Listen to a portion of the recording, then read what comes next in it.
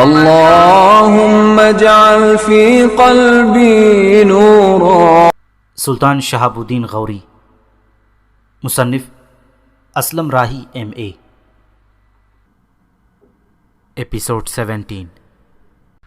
رات گہری ہونے لگی تھی۔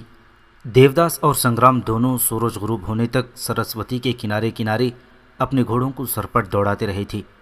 یہ ان کا ہر دن کا معمول تھا، اور گھوڑ دوڑ سے واپس آنے کے بعد انہوں نے اپنے گھوڑوں کو استبل میں باندھا، ان سے زین اور دہانے علیحدہ کیے۔ کچھ دیر تک دونوں اپنے گھوڑوں کو کھریرا کرتے رہے۔ اس کے بعد دونوں نے مل کر کھانا کھایا۔ جب دیوداس وہاں سے اٹھنے لگا تب اس کا بازو پکڑ کر سنگرام نے اسے اپنے پاس بٹھا لیا اور جستجو بھرے انداز میں اسے مخاطب کر کے کہنے لگا، اب کدھر جاؤ گے؟ میرے خیال میں تو چلو اب چل کر آرام کرتے ہیں۔ جب سنگرام نے اس کا بازو پکڑ کر کھینچا تب دیوداس پھر اپنی نشست پر بیٹھنے پر مجبور ہو گیا تھا۔ پھر سنگرام کو مخاطب کر کے کہنے لگا، بھائی میں تھوڑی دیر تک لوٹ کر آتا ہوں۔ میں ذرا کمار دیوی سے مل کر آؤں گا کہ آج شام تک کی میں نے اسے مہلت دی تھی۔ بھائی اب میں اس معاملے میں بالکل تنگ آ چکا ہوں۔ میری بیزاری اپنی انتہا کو پہنچ چکی ہے۔ آج اگر اس نے مثبت اور فیصلہ کن جواب نہ دیا تو میں اس روز کے فیصلے وعدہ وعید کا خاتمہ کر دوں گا کہ نہ رہے گی بانس اور نہ بجے گی بانسری۔ میں اس کمار دیوی کا خاتمہ کر کے اس کی لاش دریائے سرسوتی میں پھینک دوں گا، اور اپنے من میں یہ ٹھان لوں گا کہ کمار دیوی سے میری ملاقات ہوئی ہی نہ تھی۔ جو لڑکی اس طرح اپنی ہٹ دھرمی پر قائم رہنے والی ہے کہ وہ کسی کی بات ماننے میں ہی نہ آنے والی ہو، اسے کسی بہتری اور اچھائی کی امید کیسے کی جا سکتی ہے؟ یہاں تک کہنے کے بعد جب دیوداس خاموش ہوا تب سنگرام بڑی غور سے اس کی طرف دیکھتا رہا۔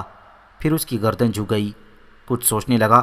اس کے بعد دیوداس کو مخاطب کر کے کہنے لگا، دیوداس میں تمہیں اس کے پاس جانے سے روکتا نہیں، لیکن اس کے پاس جانے سے پہلے تم سے یہ ضرور کہوں گا کہ اس کے ساتھ نرم سلوک رکھنا، سختی سے پیش مت آؤ، اور دیکھو سختی کے نتائج تمہارے حق میں نہیں ہوں گے۔ پھر تم اسے موت کے گھاٹ اتار دو گے اور اس کا خاتمہ کر دو گے تو تمہیں کیا ملے گا؟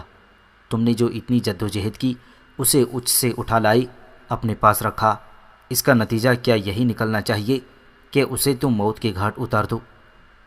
یہاں تک کہنے کے بعد سنگرام رکا، پھر اپنی بات کو آگے بڑھاتے ہوئے کہہ رہا تھا، دیوداس میں سمجھتا ہوں اسے یہاں لا کر ہم نے اس سے مناسب سلوک نہیں کیا۔ اگر ہم اس سے اچھے طریقے کے ساتھ اپنے ساتھ ملانے کی کوشش کرتے تو میرے خیال میں اب تک وہ تمہیں اپنی زندگی اور اپنے جیون کا ساتھی بنانے کے لیے تیار ہو جاتی۔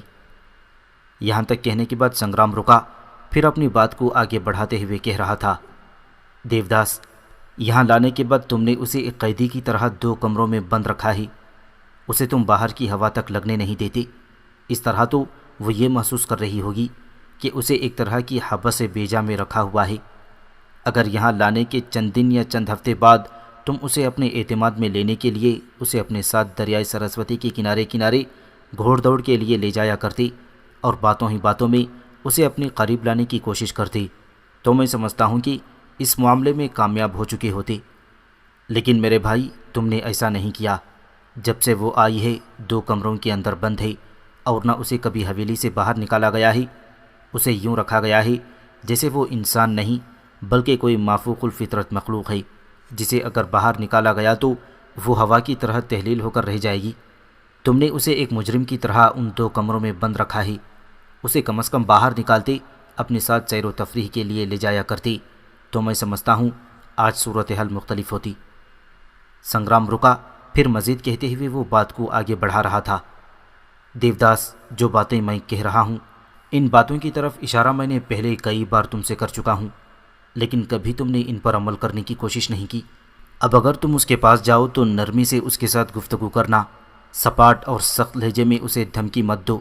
اگر وہ تمہارے ساتھ شادی کرنے پر تیار نہ ہوئی تو تم اسے موت کے گھاٹ اتار دو گی۔ اس طرح تو وہ اکڑ جائے گی، موت کی بھی پرواہ نہیں کرے گی۔ سنگرام بولتا رہا، دیوداس خاموش رہ کر اس کی بات سنتا رہا۔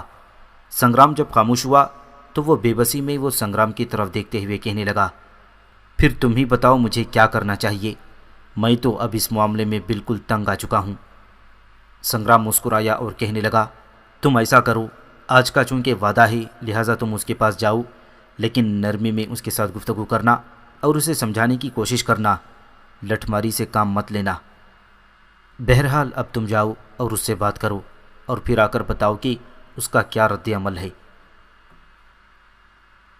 دوسری طرف راجکماری کمار دیوی اپنے کمرے میں اکیلی بیٹھی گہری سوچوں میں کھوئی ہوئی تھی کہ اس کے کمرے میں رام داس داخل ہوا اور اس کے لیے جو کھانے کے برتن اٹھائے ہوئے تھی چپ چاپ آگے بڑھا اور کھانے کے برتن اس نے کمار دیوی کے سامنے رکھ دیے۔ کچھ کہنا چاہتا تھا کہ کمار دیوی نے اسے مخاطب کرنے میں پہل کی۔ رام داس، گو عمر میں تم میرے باپ کی جگہ ہو، لیکن جب تم میرے کمرے میں آتے ہو کہ مجھے میرا بھائی بہت یاد آتا ہے، یہ کہ اس کا نام رام دیو ہے اور تمہارا نام رام داس ہے۔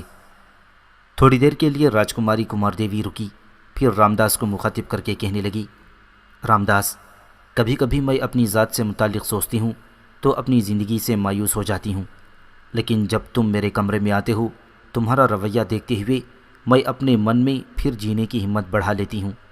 کبھی کبھی سوچتی ہوں کہ تم سے بہت کچھ پوچھوں، کہ اس علاقے سے متعلق جاننے کی کوشش کروں کہ یہ کس جگہ ہے اور کہاں ہے، یہاں سے کس کس سمت کو راستے جاتے ہیں، اور اس عمارت سے نکلنے کے لیے صدر دروازے کے علاوہ بھی کوئی راستہ ہے۔ کمار دیوی جب خاموش ہوئی تو رام داس بڑے غور سے اس کی طرف دیکھتے ہوئے انتہائی شفقت میں کہنے لگا، بیٹی، آج میں بھی تم سے بہت کچھ پوچھنا چاہتا ہوں۔ دیکھو، جن لوگوں کے تم ہتھے چڑھی ہو انہیں میں انسان نہیں سمجھتا، ان کے پاس انسانیت بھرا دل ہی نہیں ہے، اور نہ ان کے ہاں عورت کی قدر و قیمت ہے۔ بیٹی، عورت کی قدر وہ کرنے والے ہوتے ہیں جن کے ہاں ماں ہو، بہن ہو، بیٹی ہو، لیکن یہ دیوداس ان رشتوں سے خالی ہو چکا ہے۔ رام داس جب رکا تب جستجو بھرے انداز میں اس کی طرف دیکھتے ہوئے کمار دیوی نے پوچھ لیا، بابا، تم نے کہا تھا کہ تم آج مجھ سے کچھ پوچھنا چاہتے ہو، پوچھو کیا پوچھنا چاہتی ہو۔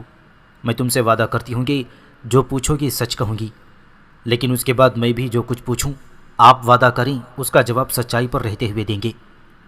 رام داس نے پھر شفقت بھرے انداز میں اس کی طرف دیکھا اور کہنے لگا، بیٹی، شروع میں میں نے تمہیں کوئی اہمیت نہ دی تھی، اس لیے کہ میں ان لوگوں سے ڈرتا تھا۔ دوسرے، اس وقت مجھے تمہارے پورے حالات سے آگاہی بھی نہیں تھی۔ اب میں کچھ معاملات کو سمجھ گیا ہوں، اور پھر ایک بیٹی کی حیثیت سے مجھے تم سے ہمدردی بھی ہو چکی ہے۔ بیٹی، پہلے یہ بتا کہ آئبہ کون ہے؟ اس سوال پر کمار دیوی چونکی تھی۔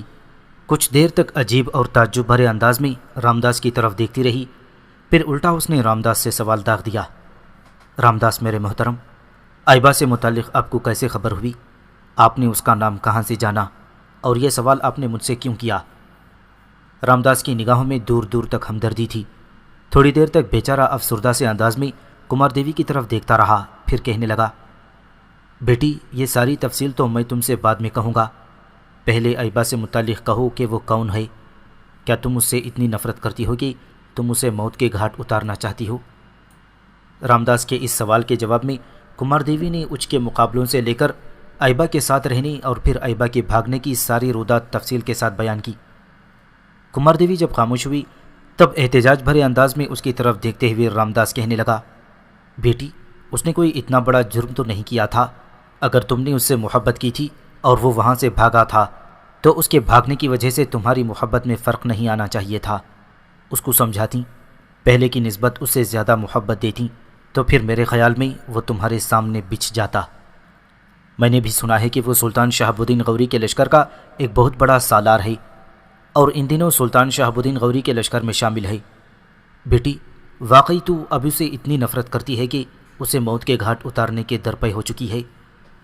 رام داس کے اس سوال پر کمار دیوی ایک دم اداس اور افسردہ ہو گئی۔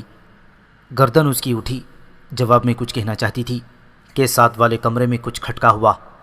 اس پر وہ پلنگ پر بیٹھ گئی۔ رام داس بھی اپنی جگہ سے اٹھ کھڑا ہوا تھا۔ اتنی دیر تک کمرے میں دیوداس داخل ہوا اور رام داس کو مخاطب کر کے کہنے لگا، رام داس، تم ایسا کرو، تھوڑی دیر کمرے سے نکلو، میں کمار دیوی سے ایک انتہائی اہم موضوع پر گفتگو کر لوں، پھر تم واپس آنا۔ جب کمار دیوی کھانا کھا چکی تو خالی برتن اٹھا کر لے جانا۔ رام داس نے جواب میں کچھ نہ کہا، بس گردن کو خم کرتے ہوئے اس نے اپنی فرما برداری کا اظہار کیا اور چپ چاپ کمرے سے نکل کر باہر چلا گیا تھا۔ دیوداس آگے بڑھ کر کمار دیوی کے سامنے بیٹھ گیا، پھر اسے مخاطب کر کے کہنے لگا، کمار دیوی، تم نے میرے ساتھ وعدہ کیا تھا کہ ایک دن بعد مجھے جواب دو گی کہ میرے ساتھ شادی کرنے کے لیے تیار ہو یا نہیں؟ کیا تم نے میری اس پیشکش کا کوئی جواب سوچ رکھا ہے؟ تم نے کہا تھا کہ ایک دن بعد فیصلہ کروں گی، اب تمہارا فیصلہ سننے ہی کے لیے آیا ہوں۔ دیوداس کے اس سوال کے جواب میں کمار دیوی تھوڑی دیر تک مسکرا کر اس کی طرف دیکھتی رہی۔ اس کی مسکراہٹ دیوداس کے لیے جذبات میں ایک ہلچل برپا کر دینے کے لیے کافی تھی۔ اس کی مسکراہٹ سے اس نے شاید یہ اندازہ لگا لیا تھا کہ کمار دیوی اس سے شادی کرنے کے لیے تیار ہے، لہٰذا وہ بڑی بے تابی اور بے چینی سے اس کی طرف دیکھنے لگا تھا۔ پھر کمار دیوی نے اسے مخاطب کیا، دیوداس، میں نے بہت سوچ بچار کے بعد ایک فیصلہ کیا ہے۔ میں نے اب حالات پر بھی ایک گہری نگاہ ڈالی ہے اور یہ بھی سوچ چکی ہوں کہ شادی تو مجھے ایک دن کرنی ہی ہے۔ اس کے علاوہ دیوداس، میں اپنی راجدھانی سے تو نکل چکی ہوں۔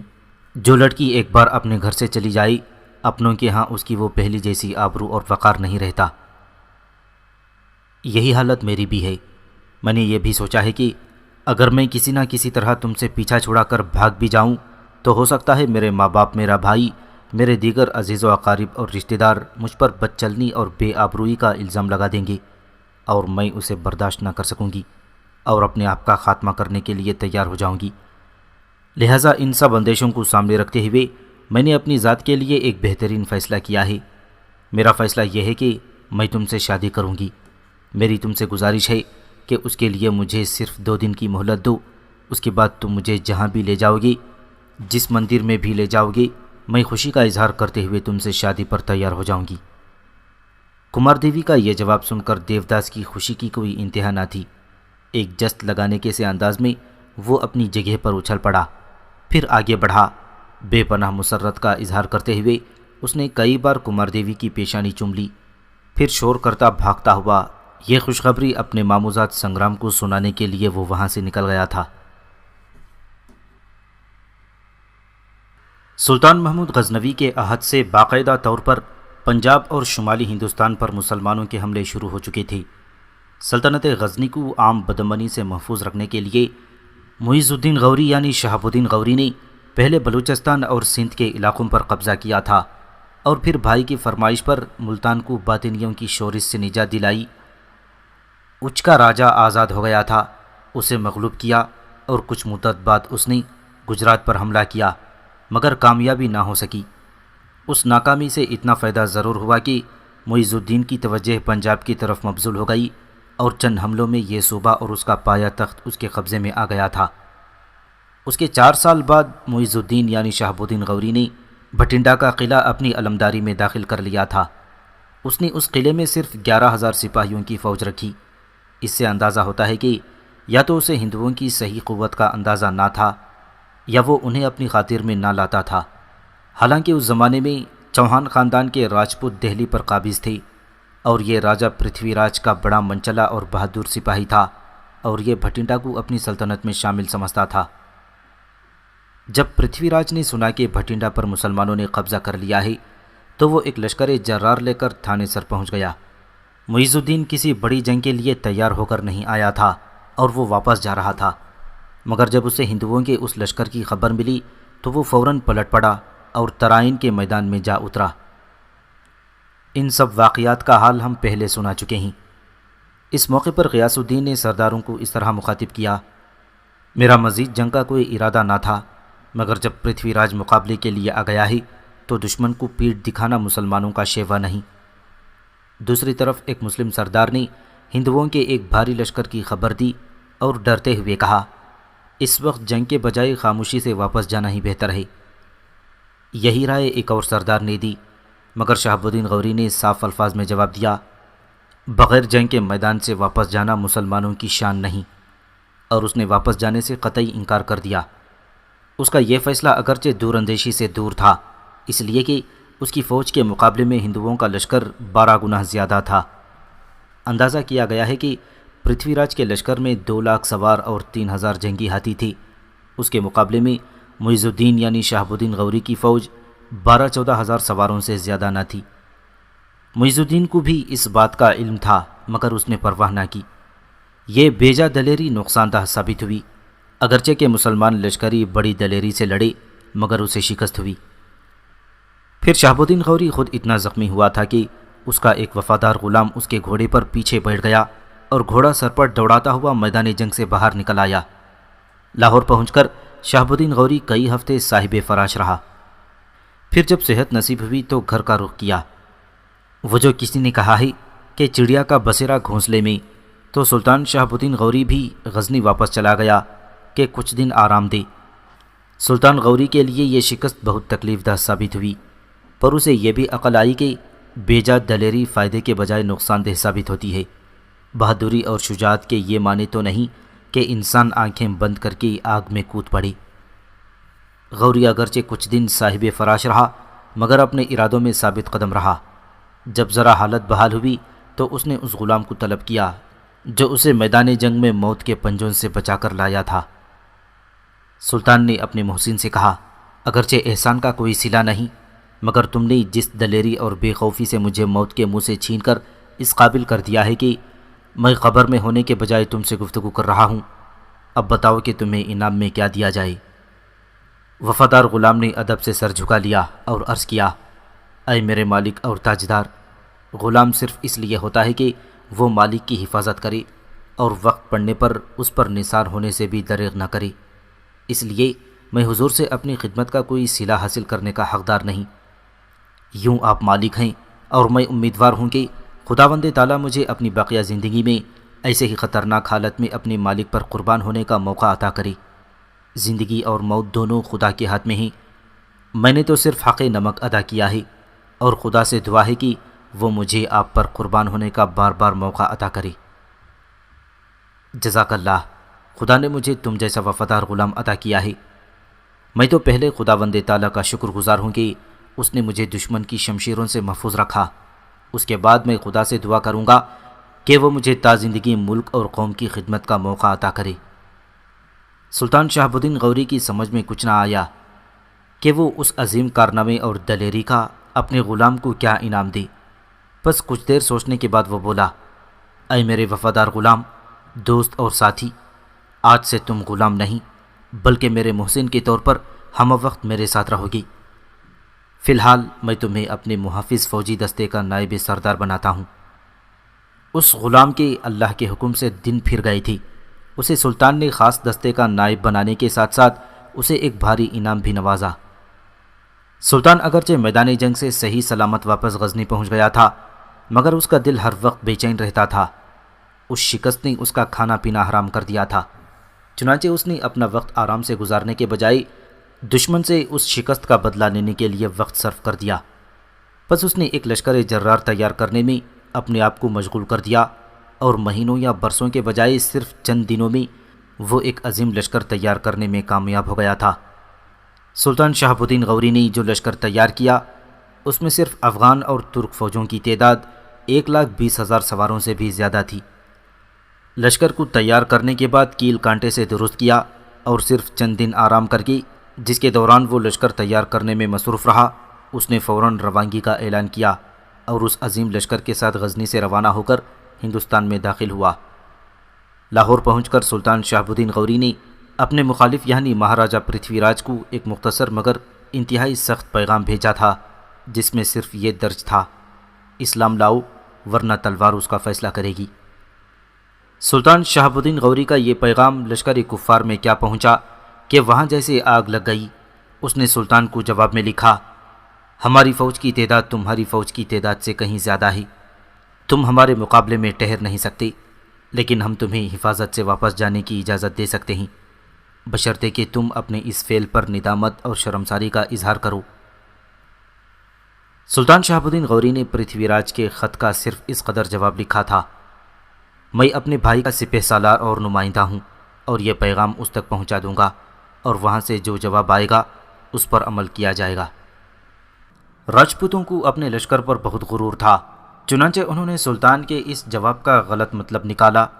وہ نہ صرف اس جواب سے مطمئن ہو گئی، بلکہ انہوں نے سمجھ لیا کہ سلطان راجپوتوں کے لشکر کا حال سن کر گھبرا گیا ہے اور طرح طرح کے ہیلے بہانے تلاش کر رہا ہے، اس لیے وہ بالکل مطمئن ہو کر بیٹھ گئی تھی۔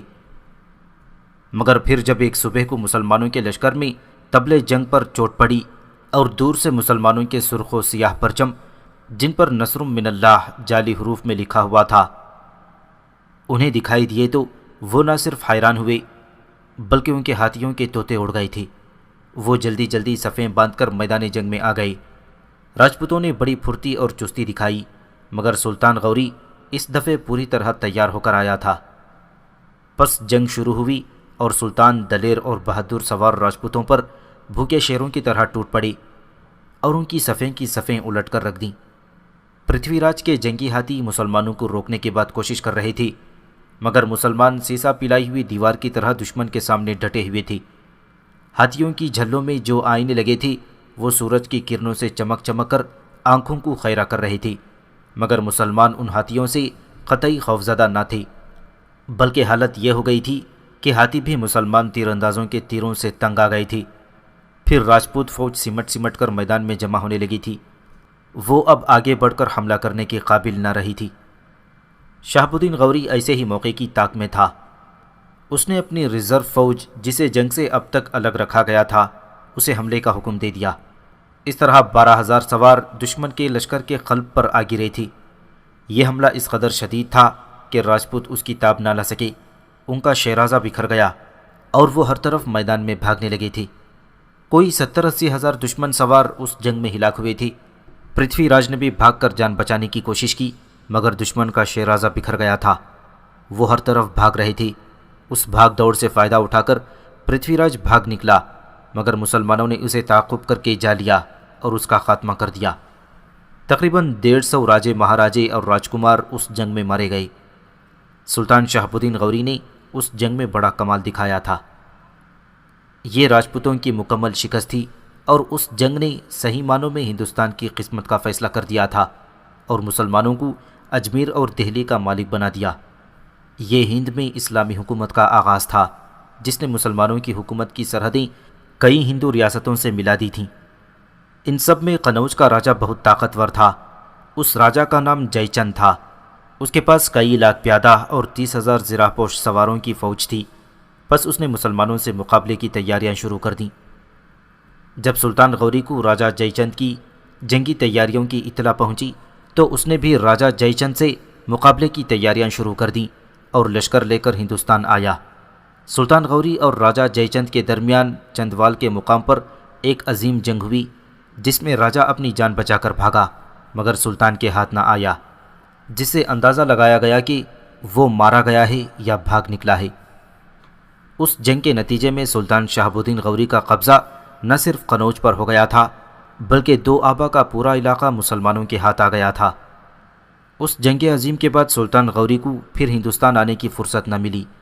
اس کے بھائی غیاث الدین کا انتقال ہو گیا تو غور کی پوری حکومت اس کے ہاتھ آ گئی اور وہ سلطان اعظم شہاب الدین غوری کے نام نامی اور اسم گرامی سے ملقب ہوا۔ اس وقت سے اس نے شمالی ہند کی جنگوں کا سلسلہ شروع کرنے کا فیصلہ کر لیا۔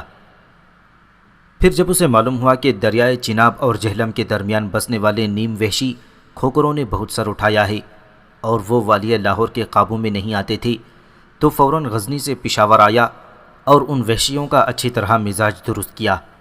اس کے نتیجے میں کھکروں کے سرداروں نے باہم جمع ہو کر سلطان سے امان اور معافی مانگی اور مالگزاری کی بقیہ تمام رقمیں ادا کر دیں۔ پھر سلطان نے انہیں آئندہ احتیاط کے طور پر معاف کر دیا تھا۔ دیوداس کے جانے کے تھوڑی ہی دیر بعد رامداس کمار دیوی کے کمرے میں داخل ہوا اور آتے ہی بڑی پریشانی اور ناپسندیدگی کا اظہار کرتے ہوئے کہنے لگا، بیٹا یہ تم نے کیا کیا؟ تم نے دیوداس سے یہ کہہ دیا کہ 2 دن بعد تم اس کے ساتھ شادی کرنے کے لیے تیار ہو۔ یہ تو تم اپنی ذات پر ظلم، اپنے آپ پر جبر کر رہی ہو۔ یہ لوگ ہماری جان کے درپے ہیں اور تم ان سے شادی پر رضامند ہو رہی ہو۔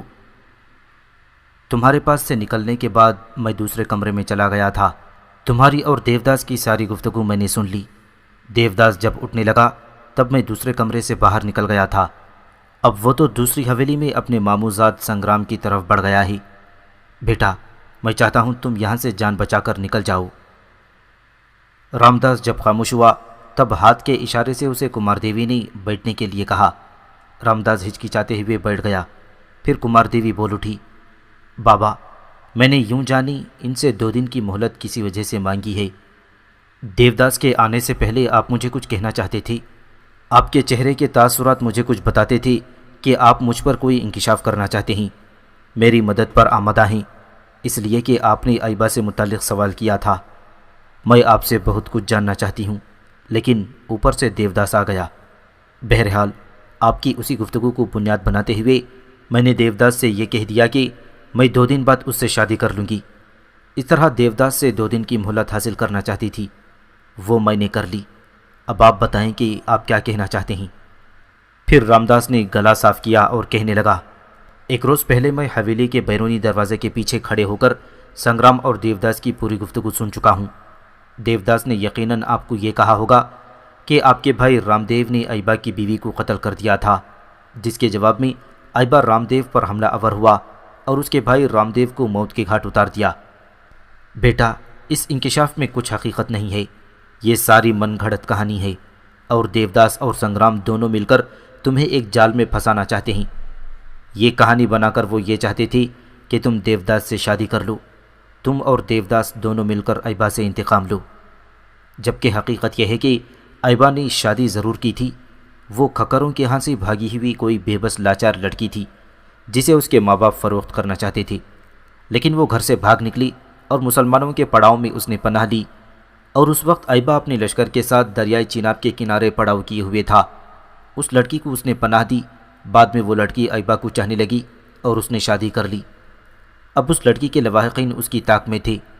بیٹا، یہ ترائن کے میدانوں میں دوسری جنگ مسلمانوں اور راجاؤں کے درمیان ہوئی ہے۔ اس جنگ کے دوران اس لڑکی کے لواحقین مسلمانوں کے پڑاؤ میں داخل ہوئے اور اس لڑکی کو موت کے گھاٹ اتار دیا۔ گویا تمہارے بھائی نے عائبہ کی بیوی کو قتل نہیں کیا، اور جہاں تک تمہارے بھائی رام دیو کا تعلق ہے، اسے بھی عائبہ نے قتل نہیں کیا، بلکہ جنگ کے دوران وہ زخمی ہوا تھا، مگر وہ صحیح سلامت ہے اور تمہارے پتا کے ساتھ نہر والا جا چکا ہے۔ یہاں تک کہنے کے بعد رامداس رکا، پھر اپنی گفتگو کو جاری رکھتے ہوئے وہ کہہ رہا تھا، راجکماری، یہاں سے اپنی جان بچا کر بھاگ جاؤ۔ تمہیں بچانے کے لیے میرے ذہن میں ایک تجویز ہے، اب پتہ نہیں تم اسے مانتی ہو یا نہیں۔ رامداس کے ان الفاظ پر کمار دیوی کی آنکھوں میں خوشی کی چمک پیدا ہوئی، پھر وہ کہنے لگی، آپ میرے باپ کی جگہ ہیں، آپ کہیں اگر آپ کی تجویز مناسب ہوئی تو میں اس پر ضرور عمل کروں گی۔ جواب میں رامداس کہنے لگا، بیٹی، میں چاہتا ہوں تم اس کے چنگل سے نکل کر کسی محفوظ جگہ پہنچ جاؤ۔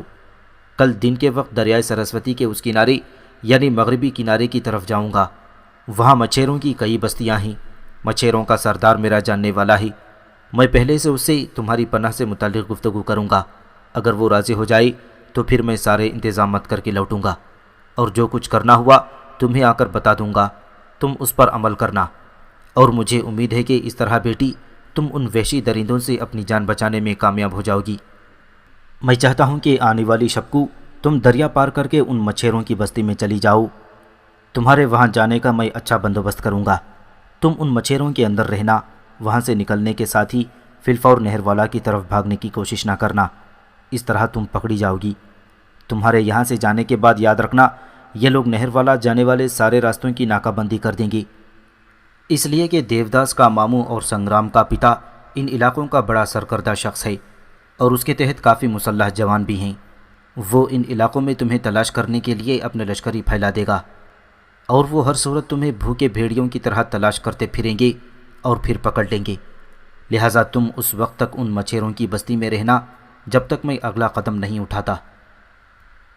کمار دیوی اب تک خاموش تھی، لیکن اس پر چونکنے اور خوشی کا اظہار کرتے ہوئے وہ کہنے لگی، بابا، تم اگلا قدم کیا اٹھاؤ گے؟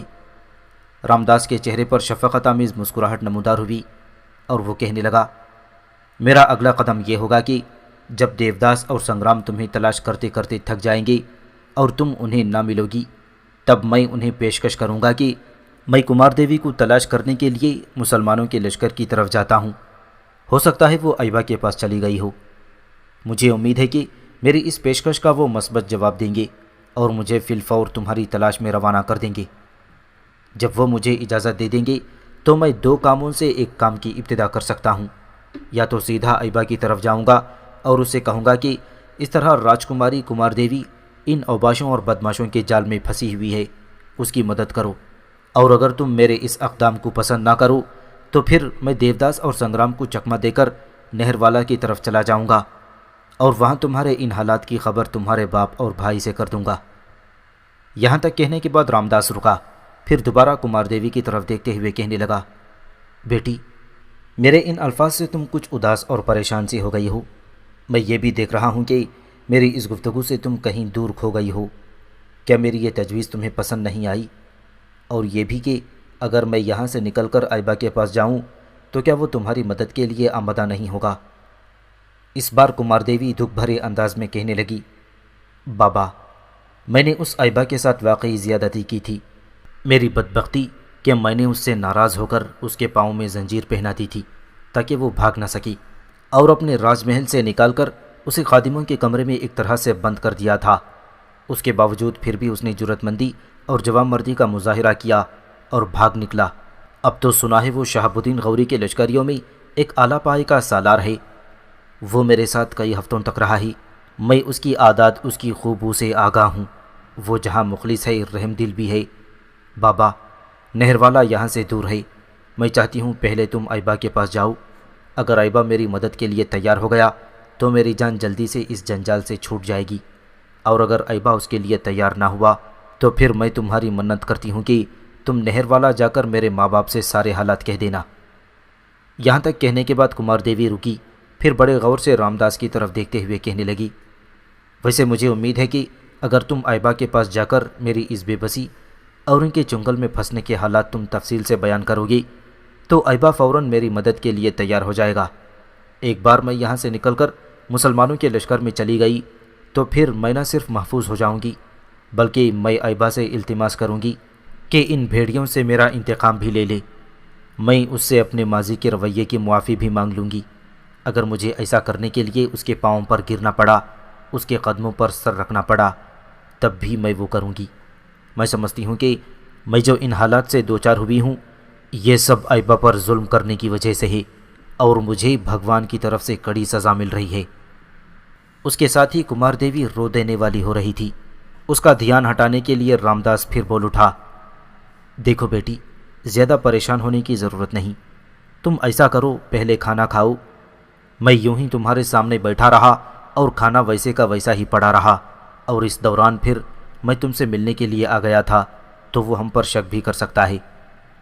کمار دیوی نے رامداس کی ان باتوں سے اتفاق کیا اور وہ پھر جلدی جلدی کھانا کھانے لگی۔ کھانا کھانے کے بعد رامداس برتن سمیٹتے ہوئے پھر اسے مخاطب کر کے کہنے لگا، کمار دیوی، میری بیٹی، اب میں جاتا ہوں۔